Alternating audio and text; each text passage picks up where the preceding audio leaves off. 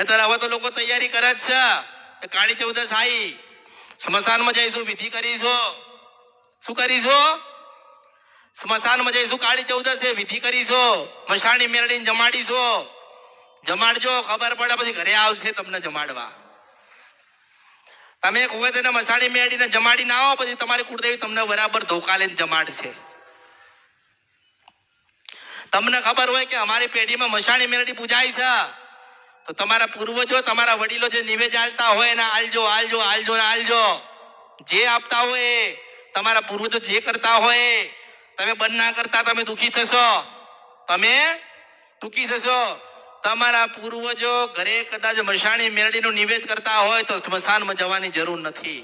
કારણ કે તમારા ઘરે બી મેળડી હોય ને, એ તમારા વડીલો ને તમારા પૂર્વજોની લાયેલી અને સ્મશાનમાં બેઠી હોય ને, સ્મશાનની મેળડી કહેવાય. શું કહેવાય? અંતર છે ને એ ખબર પડે છે. પછી બે મેળડી ભેગી કરજો ને તો એ બે મેળડી પાછી લડશે. એક એવું કહે છે કે મને સ્મશાનમાંથી લાયા છે, નિવેદ આપીને આયા છે. આ વખતે નિવેદ આપ્યું ને, જો તમે કોઈ દિવસ સ્મશાનમાં નિવેદ આપવા ના જતા હોય અને નિવેદ આપવા ગયા, આ હળીઓ કરી, એટલે યાદ રાખજો કે આવતા વર્ષે પાછું જવું પડશે. આવતા વર્ષે તમે નહીં જઈ શકો તો પાછી ઘરે ઉઘરાણી કરવા આવશે. 10% નહીં, 1,00,000% વ્યાજ લેવા આવશે. ભાઈ તમારી કુળદેવી કશું કરી નહીં શકે. અત્યારે બધાનો મેરડી પ્રત્યેનો બહુ પ્રેમ જાગ્યો છે, જાગવો જોઈએ. પણ સમજો, ઓળખો, જાણો અને મગજમાં બેહાડો. એટલે કહું છું કે ઓળખો. પછી તો ગામમાં 5 ભાઈબંધ છે, મસાણી મેરડીને જમાડવા થાય છે, તો હારા મૂર્ખાઓ એમના દાદા હતા ને મહાણમાં જમાડતા હતા, તમારા દાદા છે ને તમારા ગામડે ઘરની બહાર જમાડતા હતા. એ કરે છે, એમના દાદા જે કરતા આયા છે એ કરે છે. તમારે એ કરવાનું કે તમારા પૂર્વજો જે કરતા હોય, જો તમારા પૂર્વજોએ ઘરની બહાર દીવો આપ્યો હોય ને સુખડીને શ્રીફળ આલ્યું હોય તો સુખડીને શ્રીફળ આપીને એની ભક્તિ વધારજો. હું મેલડી છું. બાકી એવા પ્રયત્નો ના કરતા, દુખી થશો. એક વખત તમે આપ્યું ને સ્મશાનમાં જઈને, એટલે તમારી પાછળ આવશે. આવે ને પાછળ આવશે. તમને એવું લાગશે કે મસાણી મેલડીના સ્મશાનમાં જઈને નિવેદ આલ્યો, દારૂ બારૂ ચડાયો, કલેજી બલેજી આલી, એટલે કે માતાજી તો રાજી થઈ ગયા. માતાજી રાજી થયા છે. ભાઈ માતાજી ભાઈ આવતું વર્ષ થશે ને એટલે માતાજીને ભૂખ લાગશે અને એના પેટમાં ના પડી તો તારી પેટીમાં કોકને ઉઠાઈને લઈને જશે. હું મેરડી છું. ઉશીદ વર્ષપરા નદીના કંદરૂપિયા મેરડી છું. યાદ રાખજો. પછી કે છો અમાર તો જવાન દીકરો મરી ગયો, અમાર તો કે ફલાણા દાદા હતા ને મરી ગયા. અમારા ઘરમાં તો 1 વર્ષથી એટલા વિઘ્નો આવે છે ને ખબર નહીં પડતો. તો શું કરવા સ્મશાનમાં ગયા હતા? શું કરવા દારૂ આલ્યો? શું કરવા કલેજીના ધૂપ આલ્યા? જો તમે ના સાચવી શકો, ના પાડી શકો, ના ભક્તિ કરી શકો, એવા નવા ગુના કરશો, નવું કઈક ઉભું કરશો. ઘરમાં ખોડિયાલ બેઠી હોય ને આપણે ખોડિયાલનું ભગત, ખોડિયાલના ભગત નથી બની શકતા, ખોડિયાલમાંની સેવા નહીં કરી શકતા. અને ગામમાં ભાગોરમાં પેલું સ્મશાન હોય ને ત્યાં મશાણી મેળવીને દારૂ કલેજી હલવા જવાય છે. તે ખોડિયાલ નારાજ થાય કે ના થાય? મને પૂછ્યા વગર સ્મશાનમાં ગયો. ખોડિયાલ હોય તો કે, કાળકા હોય તો કે, મેલડી હોય તો કે, તમારા ઘરે મેલડી બેઠી હોય, તમે પૂજતા હોય, તમે સ્મશાનમાં જઈને જો દારૂ કલેજી ધૂપ ધુમાડા કર્યા તો એ મશાણી મેલડી તમારા ઘરમાં આવશે. અને 12 મહિના થાય ને એટલે તમારી બધી જ માતા બોલતી બંધ થઈ જાય અને મારા જેવી ચાલુ થાય. હું મેલડી છું. ઉશીદ વર્ષપરા નદી કંદરૂપિયા મેલડી છું. પછી ભૂવા લાવશો. ભૂવા મને ગોતવામાં પછી ભૂવા આવે.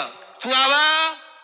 ભૂવા આવે, મૂછો વાળા, માળા વાળા આવે, ભગવા ભેગ પહેરેલો આવે, અંબોડા વાળા આવે, ચોટલા વાળા આવે, પંથ વાળા આવે, સમરજ વાળા આવે, ગામના આવે, બારના આવે, જોગી આવે, જમાતો આવે, નાથ આવે, ભક્તો આવે, આવે ને બાબા આવે ને સાધુ આવે અને દિગંબરો આવે.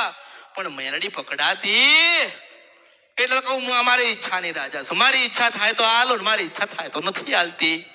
જા તારા કરમ ધર્મ નું તું જાણ, તારો ભગવાન જાણ.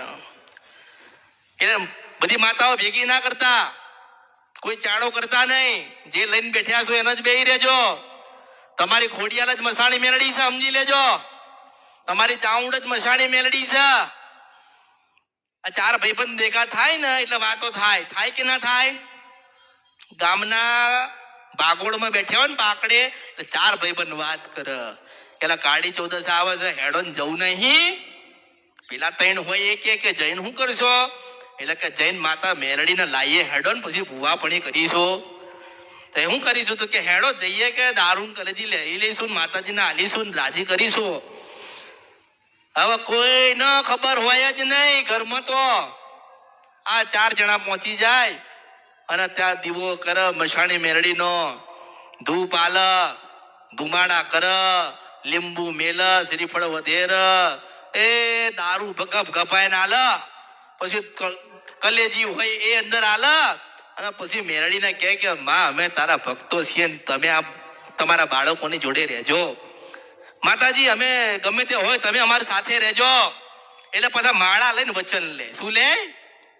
વચન લે કે માં અમે તને આપીને તું રાજી થયું હોય ને તું અમારી સાથે આવતી હોય તો માં વચન આલે. માં વચન આલે અને 12 મહિના સુધી તો જાવો જલાલી કરાવો ને 13મો મહિનો થાય ને 4 ભાઈબંધ ભેગા થઈને પેરીને આલે તો એક ભાઈબંધને એક જ વર્ષે લઈ જાય. હું મેલડી છું. હું સીધો સપરા નદીના કંદરપિયા મેલડી છું. હું કોઈના બાપની થાઉં નહીં, આજે ના થાઉં, કાલે ના થાઉં. હું નારાયણની સાક્ષીએ વાત કરું છું.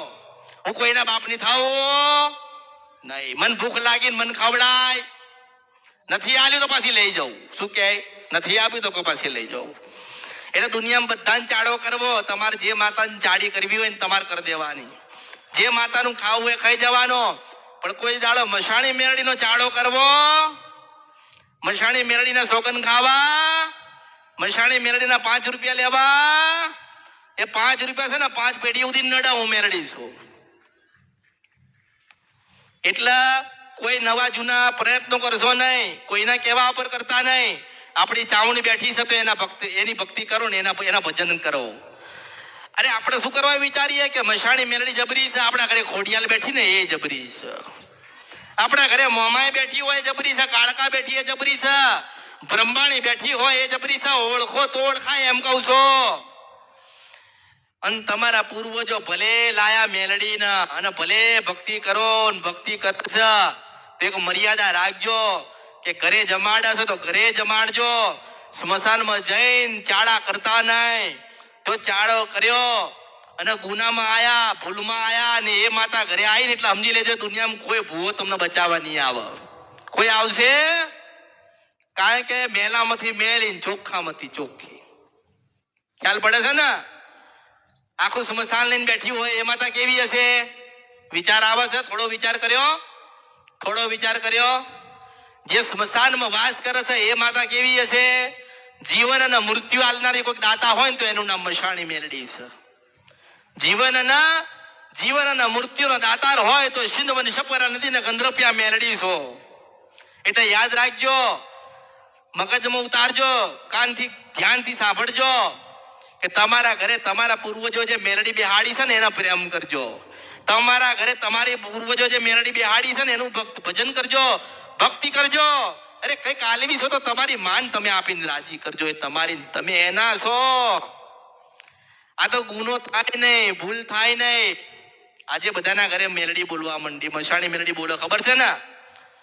તમે જોજો આ કળિયુગમાં કુળદેવીની કરતા જોર હોય ને તો મશાણી મેલડીનું.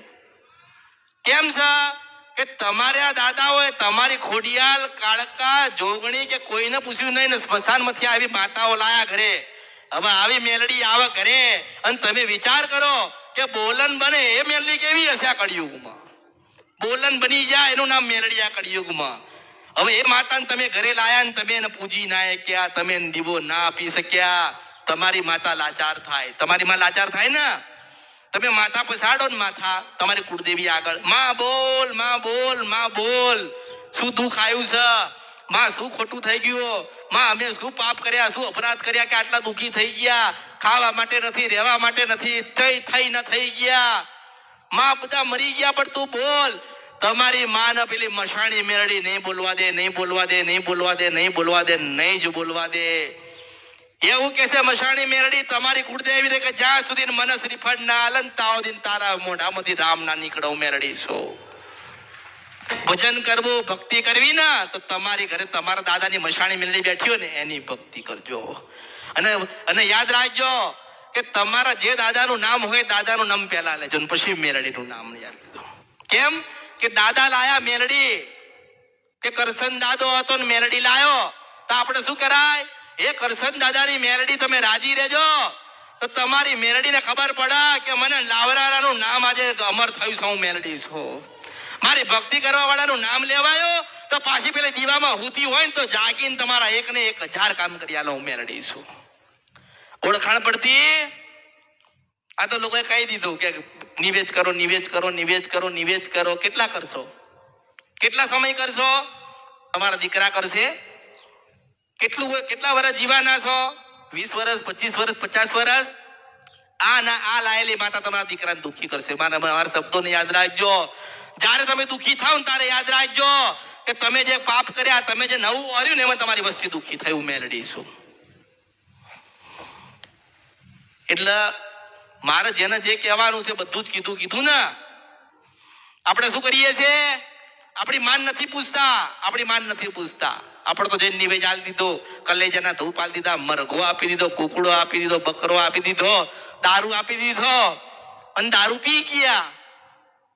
એટલે શું થાય? દુઃખી ના દુઃખી. આજે 80 ને 100% લોકો મેલડી ઉપર જ દુઃખી થયા. તમે જ્યાં જાઓ ત્યાં મેલડી નીકળે ના.